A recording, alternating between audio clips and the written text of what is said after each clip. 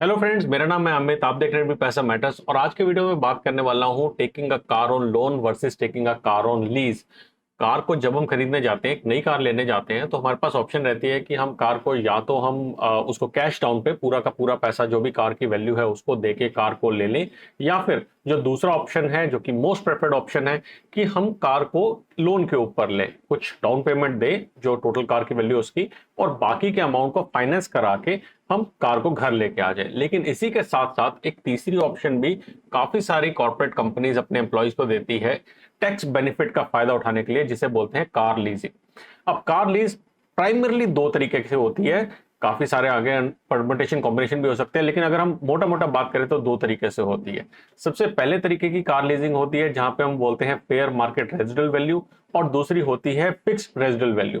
अब fair market residual value और fixed residual value में क्या डिफरेंस है, इसको हाई लेवल पे समझने की कोशिश करते हैं। वीडियो बेसिकली कार लीजिंग के बारे में ज्यादा नहीं है, मैं मैथमेटिकली कैलकुलेशंस आपको शेयर करूंगा, लेकिन अगर आप इस वीडियो में नए हैं, इस कार लीजिंग के कंसेप्ट के बारे में पहली बार सुन रहे हैं, तो आई थिंक आपको थोड़ी इंक्विजिटिवनेस होगी कि ये क्या चीज है।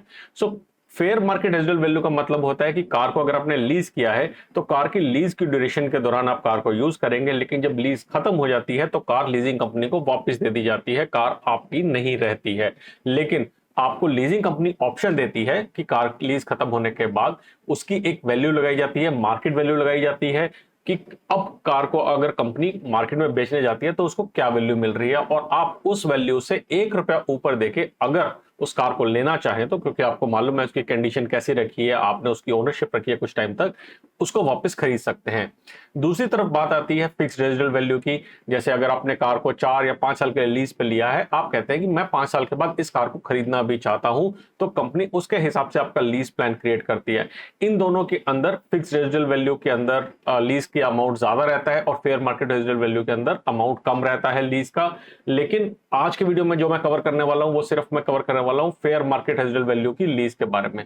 सो बेसिकली दो कार्स को लूंगा, एक एंट्री लेवल की कार लूंगा जैसे आप स्क्रीन पे देख सकते हैं, सेंट्रो मैग्ना 1.1 लीटर वाला ऑप्शन लूंगा मैं। उसको हम 3 ईयर और 4 ईयर की लीज वर्सेस 3 ईयर और 4 ईयर के लोन के साथ कंपेयर करके देखेंगे, और एक हायर वेरिएंट की कार लेके देखूंगा, हायर कॉस्टली वाली एक कार लेके देखेंगे, और उसके साथ कंपेयर कर देखेंगे कि अगर उसको हम लोन पे लेते हैं या फिर उसको लीज पे लेते हैं 4 साल और 5 साल के लिए, तो क्या फर्क आता है। अब बात करते हैं कार लीजिंग वर्सेस लोन की। तो जैसे मैंने कहा कि सबसे पहले हम देखते हैं सेंट्रो मैग्ना 1.1 लीटर कार को। जब आप कार को लेने जाते हैं तो मार्केट के अंदर सबसे पहले जो प्राइस होता है उसका वो होता है एक्स शोरूम प्राइस, यानी कि जिस प्राइस के ऊपर कार शोरूम के अंदर आती है वो प्राइस हमारा सबसे बड़ा प्राइस होता है। और उसके बाद उसके ऊपर अलग अलग तरीके के चार्जेस लगते हैं, जैसे आरटीओ, इंश्योरेंस और कुछ मिसलेनियस चार्जेस, जैसे आज की डेट में फास्टैग या कंपनी कुछ लॉजिस्टिक चार्जेस लगाती हैं। इस तरीके के मिसलेनियस चार्जेस लगाने के बाद आपके पास वैल्यू निकल के आती है ऑन रोड प्राइस, यानी कि कार को एक्चुअली में शोरूम से लेके सड़क पे लाने के लिए या फिर आपके घर लाने के लिए आपको टोटल कॉस्ट क्या देनी पड़ेगी। अगर आप सेल्फ ओन्ड कार ले रहे हैं, यानी कि अगर आप कार खुद के पैसों से खरीद रहे हैं, तो आपको ये सारा का सारा प्राइस पे करना पड़ता है before you can take the car out of the showroom and towards your home. और इसके लिए अगर आप कैश डाउन दे रहे हैं तो आपको 5,74,000 रुपए देने पड़ेंगे और आप कार को ला सकते हैं। लेकिन जैसा मैंने कहा कि मोस्टली लोग लोन लेना प्रेफर करते हैं, लोन लेने के लिए 20% का आप डाउन पेमेंट दे सकते हैं और बाकी की आप ईएमआईज लगा सकते हैं। मैंने 20% डाउन पेमेंट एक बॉल पार्क फिगर लिया है, हो सकता है 10% का डाउन पेमेंट करें, या अगर ज्यादा डाउन पेमेंट कर सकते हो तो ज्यादा भी करेंगे। और मैं इसमें थोड़ी सी हिंट भी दूंगा कि एक्चुअली में लोगों को क्या करना चाहिए। सो 20% का अगर हम डाउन पेमेंट लेते हैं टोटल कॉस्ट के ऊपर तो आता है करीबन करीबन 1,15,000 रुपए, और 3 साल का अगर हम लोन लेते हैं रेजिडुअल अमाउंट पे तो 7.5% रेट ऑफ इंटरेस्ट के साथ जो ईएमआई निकल के आती है वो आती है 14,284 रुपए।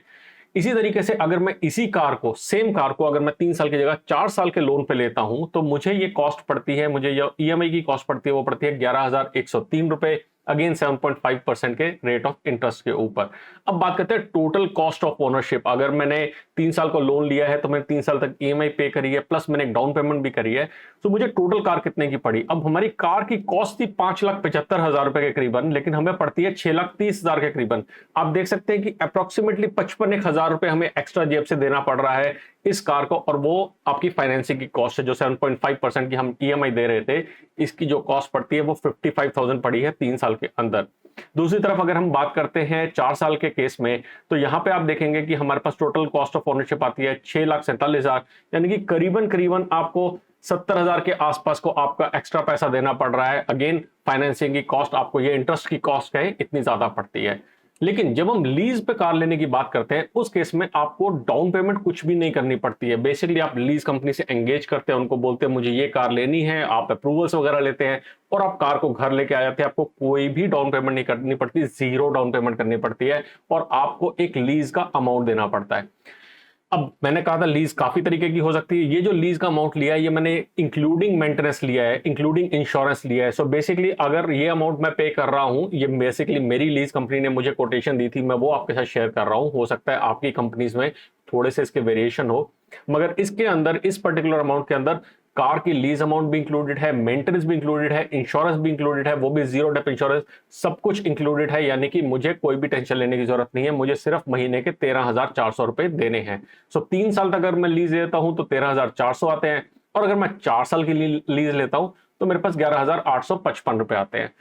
टोटल कॉस्ट ऑफ ओनरशिप की बात करी थी हमने, यहां पे बात करी थी 6,30,000 और 6,47,000 की। लेकिन अगर मैं लीज के केस में बात करता हूं तो ये कॉस्ट आती है करीबन 4,82,400 और 5,70,000 के आसपास। मगर यहाँ पे काफी सारे लोग कहेंगे कि सर जब आपने एफएमआरवी की बात कर रहे थे, आप लीज की बात कर रहे थे, आपने कहा था कि इस केस में तो कार जो है वापस चली जाएगी, तो ये पैसा तो पूरा का पूरा आपका रद्द ही हो गया, कोई फायदा नहीं हुआ उसका। जबकि 6,29,000 तो हमने दिए हैं, लेकिन उस केस में हमारी कार हमारे पास आ जाएगी। तो अब नेक्स्ट कैलकुलेशन हम उसके ऊपर नजर डालते हैं, taking into consideration residual value of the car.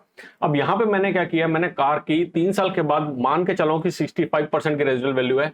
Again depending upon कि करंटली क्या मार्केट में सिचुएशन चल रही है, हो सकता है 60% हो सकता है 70% हो। आप इस एक्सेल शीट को नीचे डिस्क्रिप्शन में लिंक से डाउनलोड करके वेरिएशन करके उसकी वैल्यू डाल के देख सकते हैं किस केस में आपको क्या वैल्यू पड़ रही है। मैंने एक अगेन बॉलपार्क फिगर लिया है कि 65% की रेजिडुअल वैल्यू रह जाती है कार की 3 साल के बाद। छोटी कार है तो अच्छी वैल्यू मिल रही है, बड़ी कार की तो और भी कम वैल्यू मिलती है।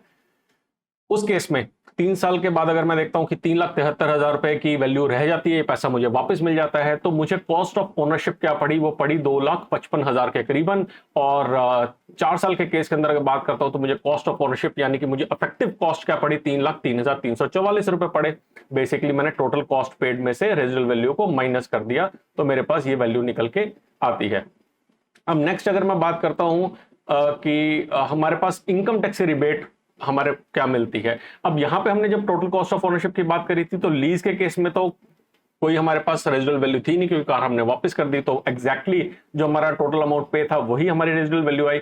लेकिन यहां पे आपको टैक्स बेनिफिट मिलता है, और ये टैक्स बेनिफिट आप जो आपकी ईएमआई होती है या जो लीज अमाउंट होता है उसके ऊपर आप जिस भी टैक्स ब्रैकेट में आ रहे हैं उसके अकॉर्डिंगली आपको बेनिफिट मिलता है। यहाँ पे टॉप पे आप देखेंगे मैंने लिखा हुआ टैक्स ब्रैकेट 30%। जैसा मैंने कहा था आप इस शीट को डाउनलोड करेंगे, अगर आप 20% टैक्स ब्रैकेट में तो यहाँ पे 20% डाल के आप कैलकुलेशन को देख सकते हैं क्या वैल्यू आ रही है, और अगर 10% टैक्स ब्रैकेट में तो 10% डालिए।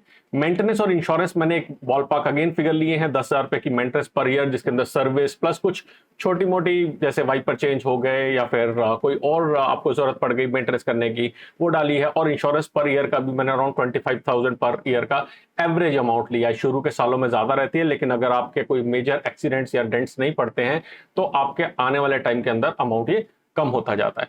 सो आगे चलते हैं, और यहां पे हम बात कर रहे थे कि इनकम टैक्स की रिबेट जब हमें मिल रही है तो उस केस के अंदर हमें रिबेट मिलती है सिर्फ और सिर्फ लीज अमाउंट के ऊपर। तो यहां पे हमारी वैल्यू निकल के आती है 3,52,108 और 4,18,456 4 साल के केस के अंदर। और आप देखेंगे यहां पे भी अगर मैं विनर देखूं तो अभी तक विनर हमारी ओरिजिनल वाली, यानी कि अगर मैं अपनी कार खुद की लेता हूं तो मेरी वो कार विनर रहती है। लीज के अंदर फायदा ज्यादा नहीं नजर आ रहा है, लेकिन यहां से कहानी स्टार्ट होने चेंज होनी स्टार्ट होती है। अब हम मेंटेनेंस को और रिपेयर्स को और इंश्योरेंस को ऐड करना स्टार्ट करते हैं। मैं थोड़ी सी स्क्रीन को बड़ा कर देता हूं यहाँ पे। सो मेंटेनेंस और इंश्योरेंस को जब हम ऐड करते हैं यहाँ पे, तो आप देखेंगे मैंने अप्रोक्सीमेटली 10,000 रुपए का मेंटेनेंस लिया था और 25,000 रुपए पर ईयर का इंश्योरेंस लिया था। 2 साल का इंश्योरेंस लिया है क्योंकि पहले साल का इंश्योरेंस हम ऊपर कवर कर चुके हैं। तो टोटल कॉस्ट ऑफ ओनरशिप इस केस में आती है 3,35,924 रुपए, 4 साल में 4,18,344।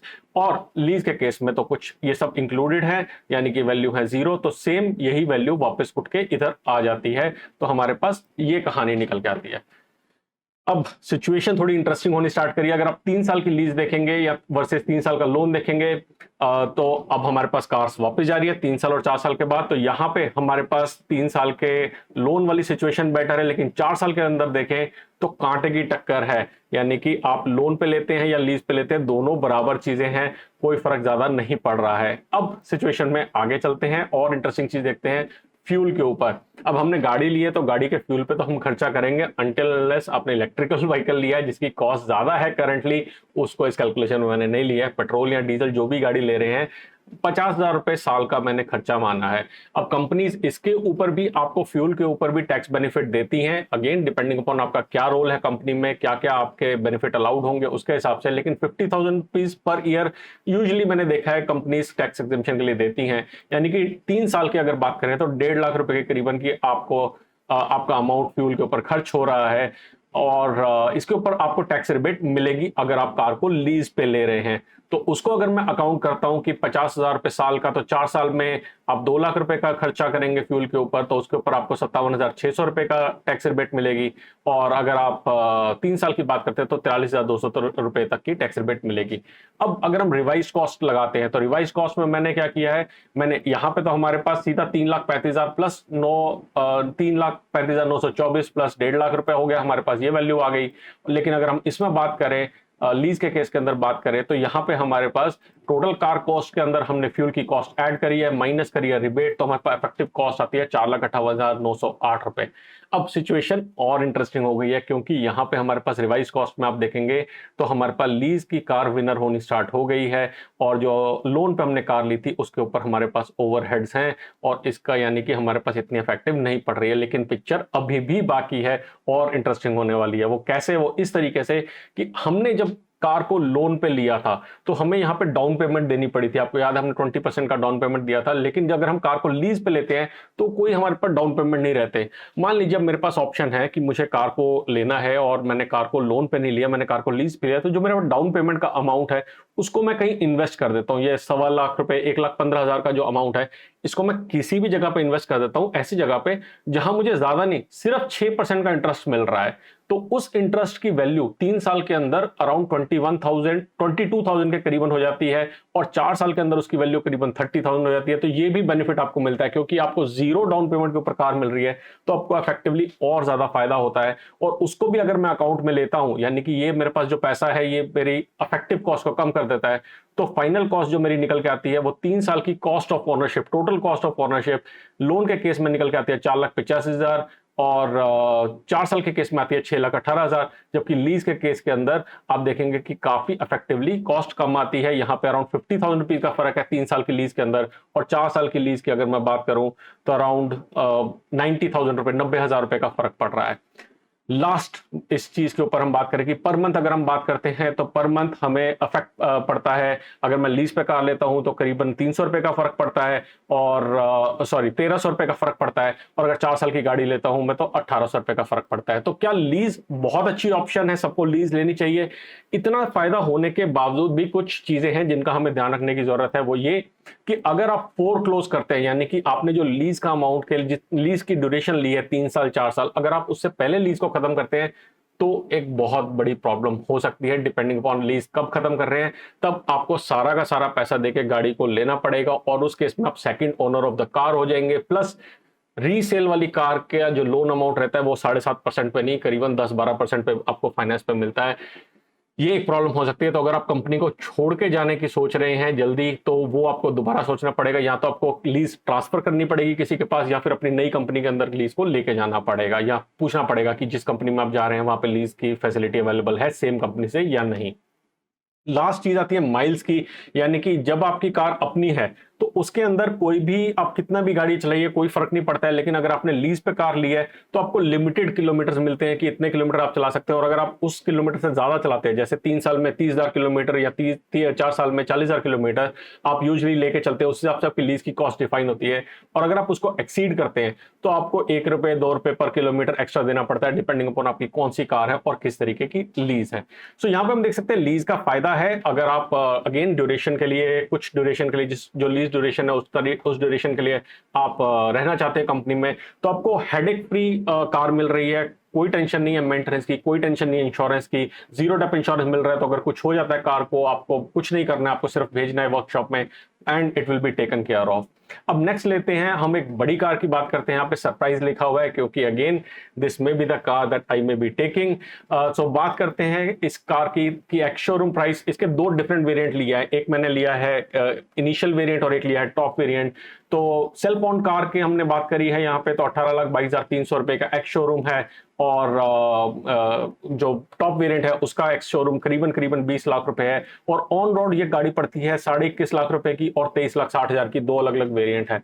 जो लोअर वेरिएंट है जो कि एंट्रेंट वेरिएंट है उसका 4 ईयर की लीज मैं लेके चल रहा हूं, और टॉप वेरिएंट की मैं 5 ईयर की लीज लेके चल रहा हूं। अगेन थोड़ा सा वेरिएशन दिखाने के लिए आपको कि जितनी बड़ी गाड़ी होती है उसका क्या उतना फायदा है या उतना नुकसान है, और अगर बड़ी गाड़ी ले रहे हैं तो हम यूजुअली 4-5 साल के ड्यूरेशन के लिए तो कम से कम गाड़ी रखते ही रखते हैं। लोन की अगर हम बात करते हैं तो जितनी बड़ी गाड़ी है उतना बड़ा हमें लोन लेना पड़ रहा है, 17,22,000 रुपए का लोन आता है इस केस में, और 4-5 साल की अगर हम बात करें तो हमें 18,88,000 का लोन लेना है। और नीचे आपके पास यहाँ पे ईएमआईज लिखी हुई हैं, और आप देखेंगे ईएमआईज हमारी यहाँ पे जो हमारी लीज अमाउंट है उसी से ज्यादा है। इफेक्टिव कॉस्ट ऑफ ओनरशिप क्या पड़ती है, टोटल कॉस्ट ऑफ ओनरशिप क्या पड़ती है, हमें पड़ती है 24,29,000 रुपए करीबन, जो हमारा बेस वेरिएंट है। अब देखेंगे एक्स शोरूम प्राइस इसका था 18,22,000 और आपको ऑन रोड पड़ रही है जाके, और इनफैक्ट ऑन रोड के बाद आपको टोटल कॉस्ट पड़ रही है करीबन 24,30,000 रुपए का। सो ये ध्यान रखिए, सिर्फ एक्स शोरूम के बेस पे मत जाइए कार को, क्योंकि अगर कार बड़ी है, अगर हैवी इंजन है, डीजल कार है, तो उसके ऊपर एक्स्ट्रा चार्जेस लगते लगते आपकी टोटल कॉस्ट ऑफ ओनरशिप काफी ज्यादा हो जाएगी। इनफैक्ट ऑन रोड से भी अगर कंपेयर करें तो अप्रोक्सीमेटली 2.25 लाख रुपए का आपको फर्क पड़ता है, और ये सारा का सारा इंटरेस्ट का कॉस्ट है, यानी कि जितना कम आप लोन लेंगे उतना ज्यादा आपको फायदा है। सेल्फ ओन्ड अगर 5 इयर्स की बात करें तो देखेंगे यहाँ पे और ज्यादा फर्क पड़ रहा है, 23,60,000 से कॉस्ट बढ़ के अराउंड 27,42,000 पहुंच जाती है, तो अराउंड 4 लाख रुपए के करीबन का आपको यहाँ पे इंटरेस्ट देना पड़ रहा है।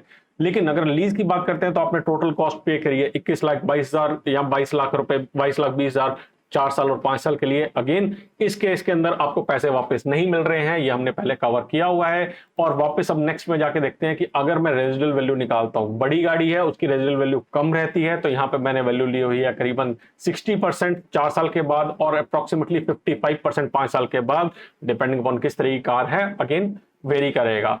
तो टोटल कॉस्ट ऑफ ओनरशिप निकल के आती है हमारे पास 11,37,626, 21,22,000। मैं बोर नहीं करूंगा इस कैलकुलेशन को क्योंकि आपने पहले ये देख लिया है। सो मैं सीधा आगे चलता हूं कि हमारे पास टोटल रिवाइज कॉस्ट कितनी आती है और हमारे पास फाइनल कॉस्ट कितनी निकल के आती है। सो ये कैलकुलेशन को आप अगेन स्क्रीन को पॉज करके देख सकते हैं, और जैसे मैंने कहा इस एक्सेल शीट को डाउनलोड करके देख सकते हैं। लेकिन नटशेल में हमारे पास कहानी आती है कि अगर मैं पर मंथ की कॉस्ट देखूं तो मुझे पर मंथ की कॉस्ट 4 साल के केस में पड़ती है 42,385 रुपए, और यहां पड़ती है 5 साल के केस में 33,883। जब मैं एक बड़ी गाड़ी ले रहा हूं, एक टॉप वेरिएंट ले रहा हूं एक कार का, और 5 साल की लीज ले रहा हूं, तो मुझे कंसिडरेबली अप्रोक्सीमेटली आप देखेंगे 9-9,500 रुपए पर मंथ का मुझे फर्क पड़ रहा है। लेकिन इफ्स एंड बट्स सेम रहेंगे कि अगर आपको फोरक्लोज करनी पड़े लीज तो आपको घाटा हो सकता है, और आप कितने किलोमीटर चलाते हैं ये भी आपको ध्यान रखना पड़ेगा। मगर अदरवाइज इट विल बी अगर आप लीज लेते हैं और अगर आप ड्यूरेशन में रहते हैं, उतनी ड्यूरेशन तक कंपनी साथ रहते हैं, it will be a hassle free experience. So काफी लोगों को ये कंफ्यूजन रहती है कि कैसे मैं देखूं कि लीज कार फायदेमंद है या फिर मुझे लोन पे कार को लेना चाहिए। अगेन आपके पास ये देखिए कि लीज कार के अंदर आपको 0 डाउन पेमेंट देनी है, आपके पास अपॉर्चुनिटी कॉस्ट रहती है, आपको कोई टेंशन लेने की जरूरत नहीं है, फुल मेंटेनेंस इंश्योरेंस सब कुछ इंक्लूड करा के लेंगे तो आपको बिल्कुल जीरो टेंशन आपको कार मिल रही है, और 4-5 साल बाद हम कार को चेंज करके अगेन इसको कंटिन्यू कर सकते हैं। और हमने देखा कि अगर हम लोन पे कार लेते हैं तो हमारी कार है, और ये सब चीजें मैंने ली है लोन कार के ऊपर, ये नहीं लिया कि अगर कोई मेजर उसके अंदर कोई हैसल आ जाती है, कोई मेजर पंगा आ जाता है तो आप उसको टैकल नहीं कर पाएंगे, उसके लिए आपको एक्स्ट्रा खर्चा लेना पड़ेगा, यानी कि जितना हमने टोटल कॉस्ट निकाली है यहाँ पे ये और बढ़ जाएगी। सो आई होप ये आपको हेल्प करेगा वीडियो थोड़ा सा कैलकुलेशन करने में कि आपको कार को लोन पे लेना है या लीज पे लेना है। अगर वीडियो पसंद आया है तो लाइक करना ना भूलिए, सब्सक्राइब करें चैनल को, और इस वीडियो को अपने फ्रेंड्स फैमिली के साथ जरूर शेयर कीजिए, स्पेशली अपने कॉर्पोरेट ग्रुप में, ताकि वो डिसीजन ले सके whether you should take the car on loan और ऑन लीज। आज के लिए इतना ही, जल्दी एक और इंटरेस्टिंग वीडियो लेके, तब तक के लिए बचाते रहें, कमाते रहें, बिकॉज एवरी पैसा मैटर्स।